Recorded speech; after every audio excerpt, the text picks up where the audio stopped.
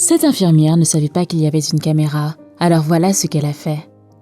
Salut à tous et bienvenue sur AZ237.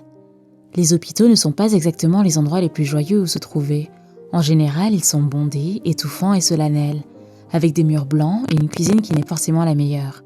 De plus, il n'est pas toujours facile de trouver un bon divertissement. Cependant, certaines infirmières ont tenté quelque chose de nouveau pour changer cela. Il n'y a peut-être pas une infirmière vivante qui n'ait pas eu l'impression d'être un mauvais parent lors d'une journée de 14 heures au cours de laquelle elle a manqué une pièce de théâtre à l'école ou une fête d'anniversaire. Elles ne peuvent que leur dire « Calmez-vous ».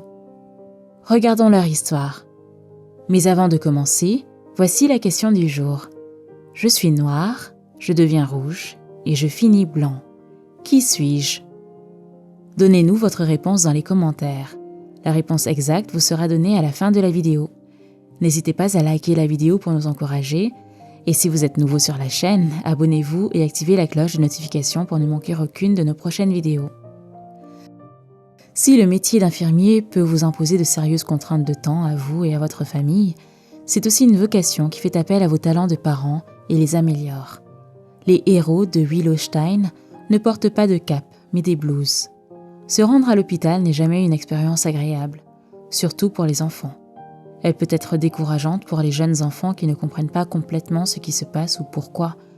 C'est pourquoi les infirmières et le personnel hospitalier sont si nécessaires et fondamentaux pour l'expérience du patient, et des histoires comme celle-ci vous font aimer encore plus le personnel médical.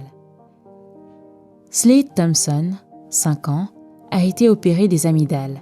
Sa deuxième opération en peu de temps, et il n'aimait pas les hôpitaux au départ. Il était généralement traité dans un hôpital pour enfants, mais cette fois, il a été envoyé au centre médical régional de Williamsport. Les médecins ont très bien pris soin de lui, tout comme l'ensemble du personnel. L'infirmière qui s'est rendue à ses côtés après sa sortie du bloc opératoire, alors que sa mère ne pouvait pas, est celle qui s'est le plus distinguée. Amy Hagar était l'infirmière chargée de veiller sur lui après son opération. Il était terrifié lorsqu'il s'est réveillé de l'anesthésie pendant son intervention.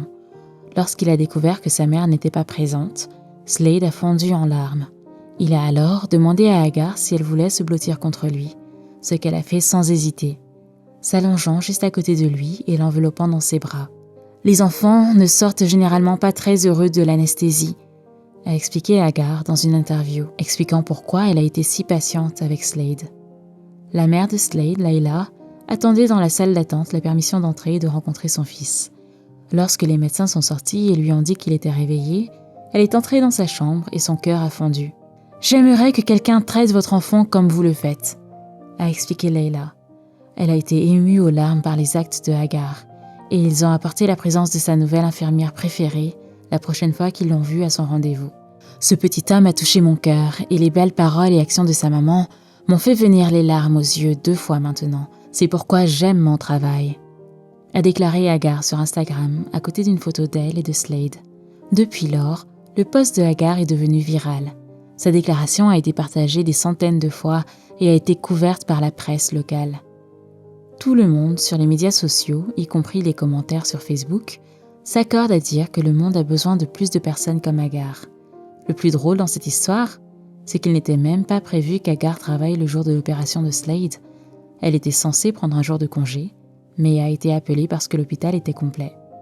Qui aurait cru qu'en entrant, elle aurait une influence indélébile sur la vie d'un petit patient craintif? Voici une autre histoire. Lorsqu'une fillette de 3 ans, atteinte de leucémie, résidente en Floride, a dû renoncer à fêter son anniversaire à cause de l'ouragan Irma, les infirmières et les spécialistes de l'enfance de l'hôpital lui ont organisé une fête de dernière minute. La petite fille a été diagnostiquée 2 jours avant l'ouragan et 2 jours avant son anniversaire. Sa mère Jennifer et son grand-père sont restés bloqués à l'hôpital pour enfants John Hopkins de Saint-Pétersbourg. En outre, à cause de la tempête, le père et la sœur de Willow n'ont pas pu se rendre chez eux à Wesley Chapel.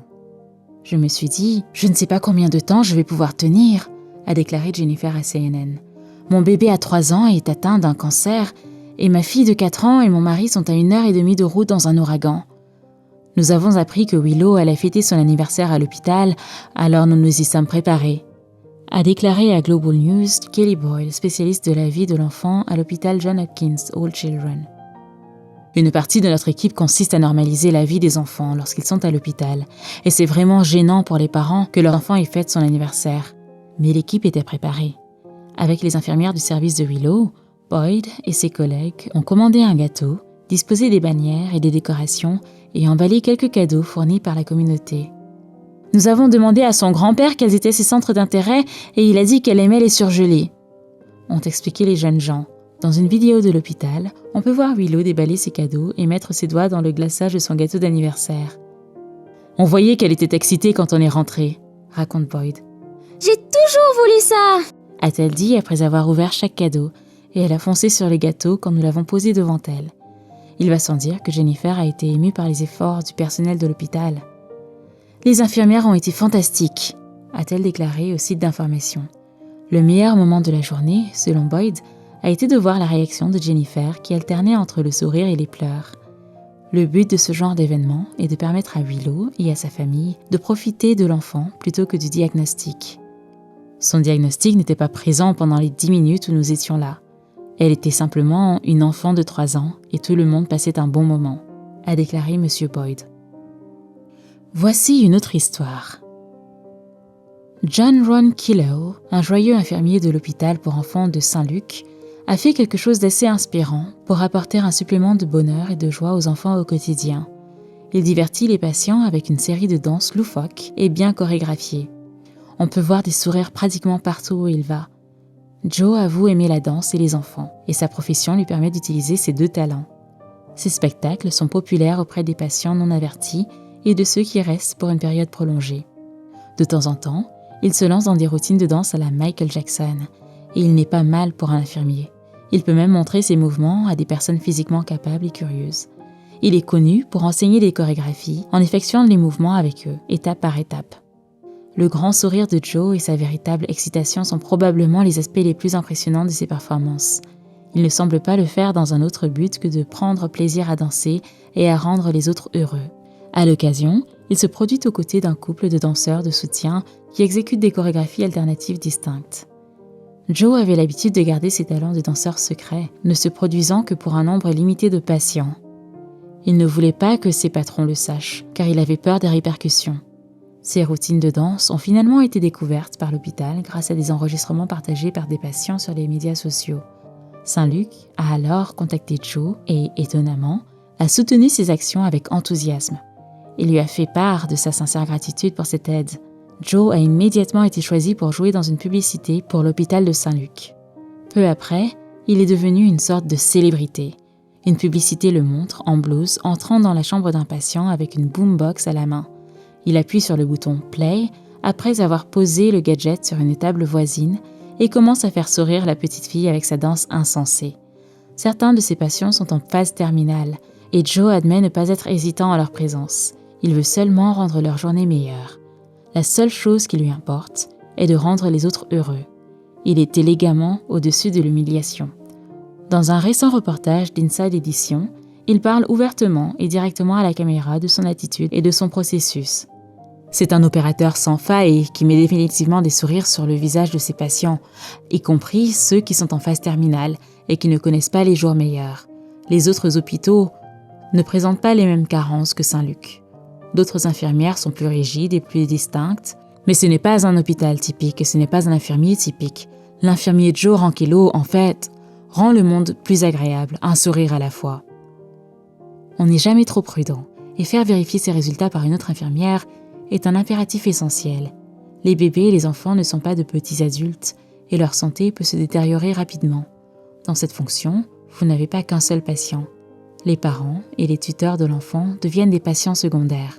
Développer la patience et le talent nécessaires pour s'occuper de l'enfant, tout en offrant un soutien et des instructions constantes aux parents, revient à devenir un jongleur habile.